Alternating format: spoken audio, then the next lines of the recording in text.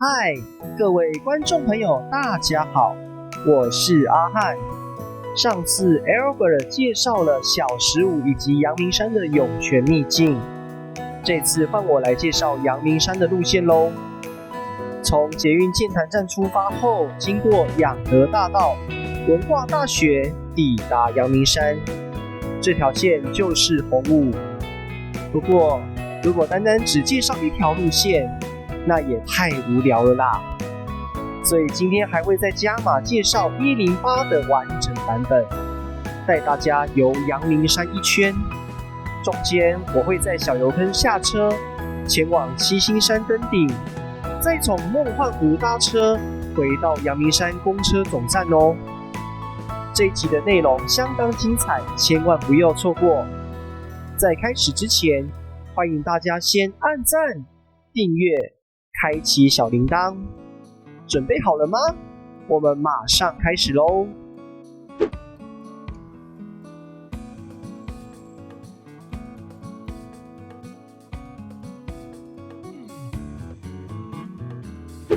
今天我们要来开箱阳明山这边的路线了哈。可能很多人都想过，哎呀，我们介绍这么多阳明山路线了，到底还有什么好介绍的？很简单，今天我们要带大家上去看芒花季。那么话不多说，我们先马上坐红五出发，我们到阳明山公车总站再换108上去。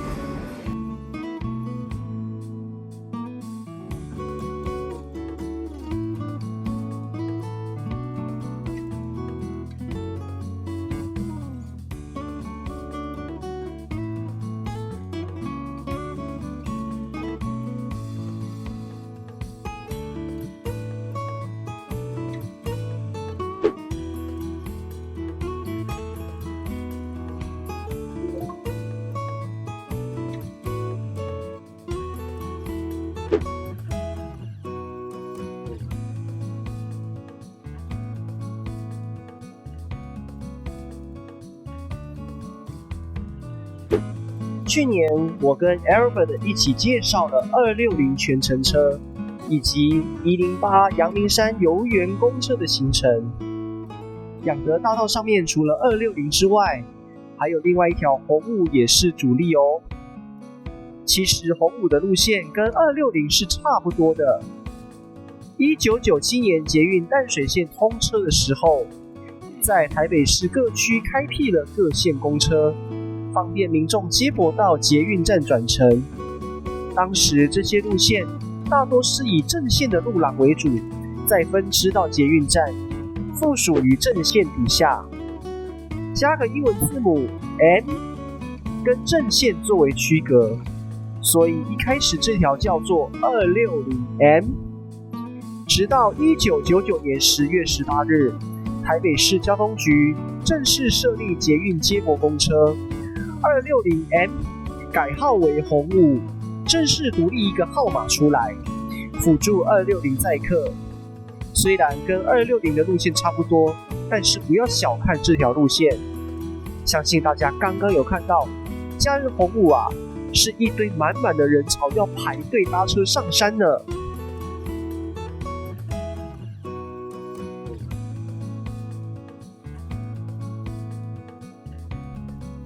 离开士林的核心地带之后，我们就要进入养德大道山区的路段咯。芝兰新村这一带最初是建立于1950年代，这里的聚落原本是跟随国民政府来台的军眷家属。这30-40年来，从默默无名的山区转变为山景豪宅区，不少知名的台商，包括星光吴家的家族、东元集团的黄茂雄等人，房子都买在这里呢。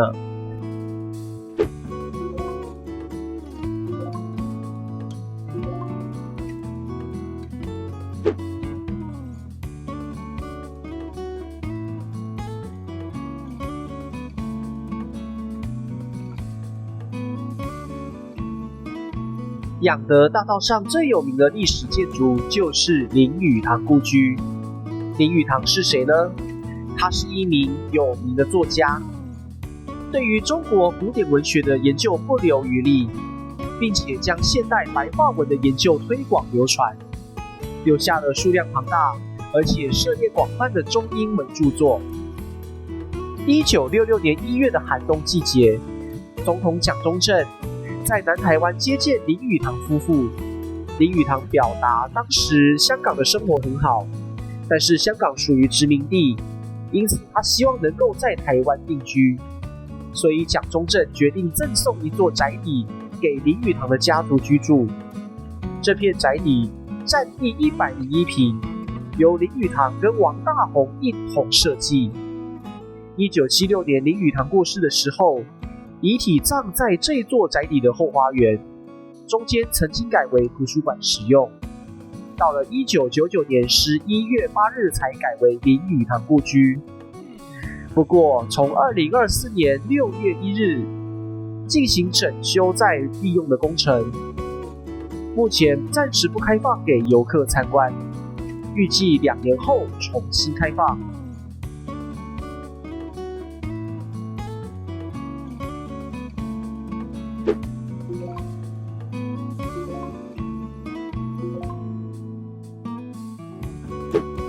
文化大学这一带有个地名叫做华冈，是源自于文化大学的创办人张其云取其美哉中华，凤鸣高冈的意思，截取华冈2个字作为地名。中国文化大学创立在1962年，张其云曾经提及卢玉俊教授在校园建设规划的时候，希望将这座学校打造成为中国建筑的风格。而这样的建筑风格在台湾的校园很少见，形成文化大学的特色之一。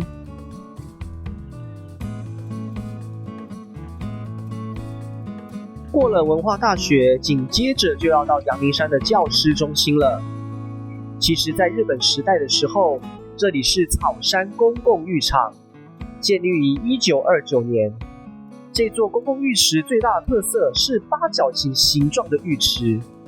进入国民政府时代，公共浴池遭到废除，作为阳明山管理局的办公厅舍，之后再改为台北教师研习中心。这座建筑的设计是就地取材建造而成的，当时还特地聘请淡水名匠来施工。由于建筑石块排列的方式受到西洋建筑的影响，被称为番仔底，是当时台湾首建的建筑样式。我们现在准备要抵达阳明山公车总站了，准备下车。我们要在这里换108往小油坑。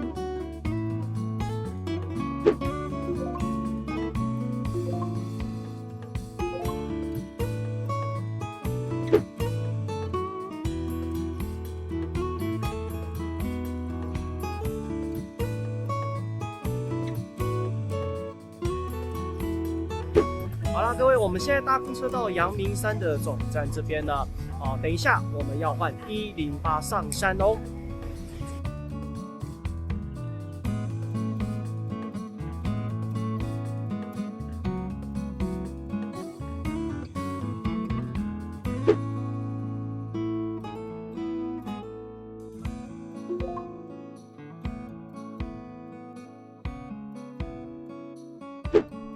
如果要在阳明山公车总站搭乘108，记得要排队搭车哦。108分成全程车、区间车2条路线。如果要前往小油坑、梦幻湖、擎天岗、冷水坑这4个地方，一定要搭全程车才行哦。区间车只有到2子坪而已。另外，在阳明山的花季期间，为了疏散庞大的人潮，会加开124花季公车来供民众搭乘。108在去年260的影片我们就有详细介绍过了，这次我们就简单带大家看沿线的风景到小油坑咯。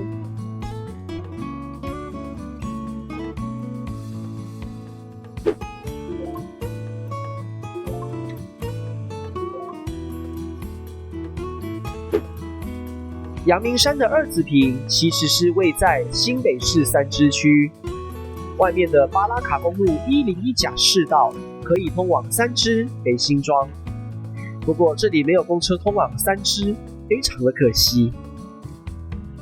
二子坪也是登山和健行的热门目的地之一，有好几条登山步道可以供游客选择。二子坪步道全长大约 1.8 公里，这条路线比较平缓，是全台唯一户外的无障碍步道。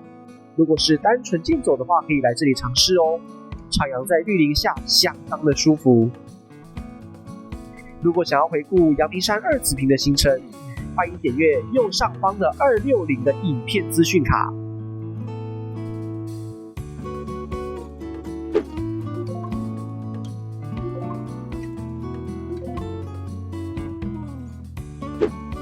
市道101甲，这条是连接市道101跟台2甲线的道路，俗称百拉卡公路。以前这条道路是1952年国军工兵部队历经半年修筑而成的战备道路。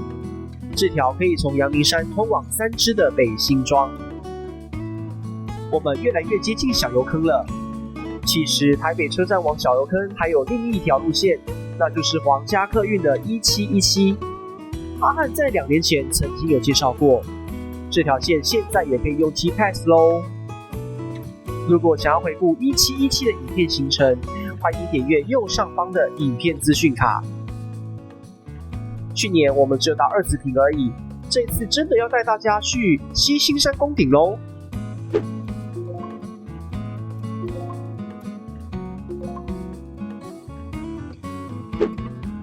抵达小油坑了，小油坑的正牌旁边就是七星山的主峰登山路口，我就从画面中的这个路口上去。这段也是台北大纵走的第3段之一，但是今天我没有要完整走第3段的路径。我今天大约的路线是从小油坑的登山路口到主峰，经过东峰之后，再往下走到梦幻湖。小油坑的位置大约是在海拔815公尺左右，沿着这个步道往上，可以嗅到浓浓的硫磺味，因为这一带是位在火山活动地质景观区，所以沿路可以看见火山作用形成的喷气孔、硫磺结晶以及壮观的崩塌地形。其实爬到中间往回看，可以看见小油坑游客中心的整片美景，但是录影当天偏偏就遇上这种天气，在阳明山公车总站天气还非常的好，来到海拔比较高的地方，居然浓雾一片飘起雨来，哎呀，真的是天公不作美啊，想看风景都看不到啦。不过既然都来了，那就继续往上爬咯。一路往上爬，前半段陡升的坡还不少，建议大家缓缓的上去就可以。但是如果对于爬坡比较吃力的人，建议要带登山杖来爬山比较安全哦。我终于爬到了七星山的主峰，其实缓缓的爬上去并不难，花了大约70分钟的时间。这里是大台北最高峰的地方，上来主峰非常多人想要排队拍照，我当然也不会错过这个机会咯。各位登顶成功喽，耶！等一下我们往下走啦。在主峰拍完照之后，我就往另外一个方向走，准备前往东峰。东峰海拔1108公尺，在七星山的主峰东方，就在不远处而已，大约10分钟就到咯。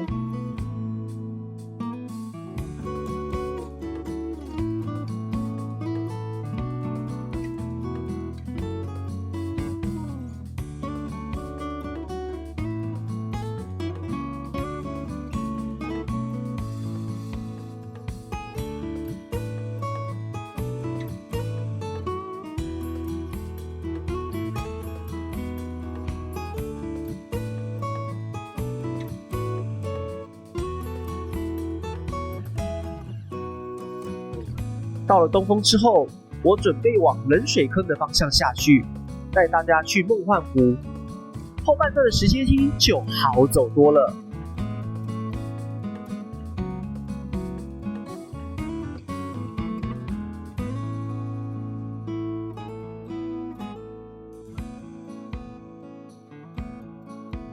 梦幻湖就位在七星山的东南方，水深大约只有1公尺，属于封闭型的沼泽湿地。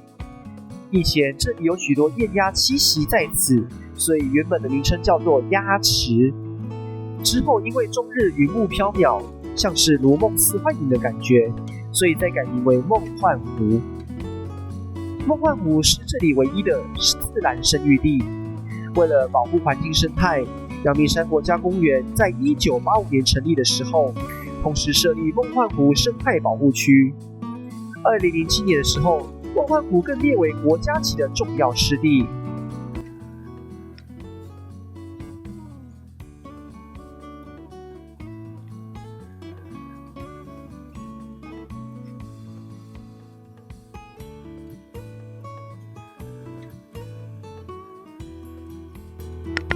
离开梦幻湖之后，往前走到大马路，左转就能看到108的站牌。现在要搭车下去，回到阳明山公车总站喽。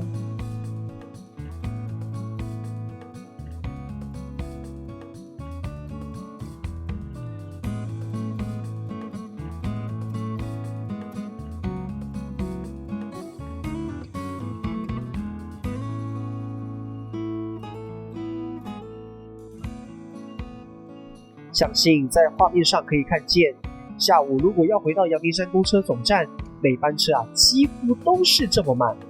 哇，已经是没有位子可以站喽。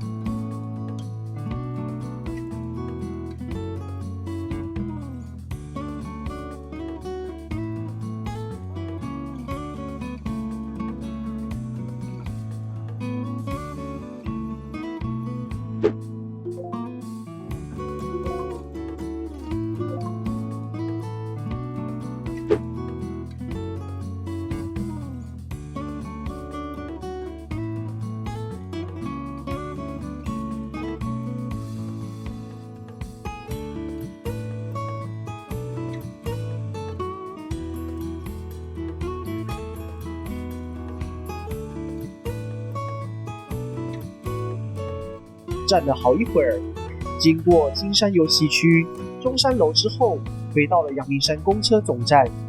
今天介绍了红武、108两条路线，以及带大家上去七星山、梦幻湖赏景。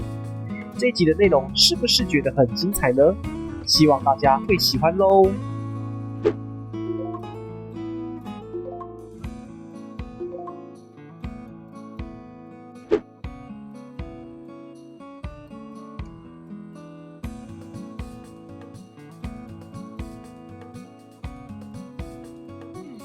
好，我们现在已经回来到阳明山的公车总站这边啦。今天这一节的内容就为你录到这，我是阿汉，喜欢我们的频道，欢迎按赞、订阅，并且开启小铃铛哦，拜拜。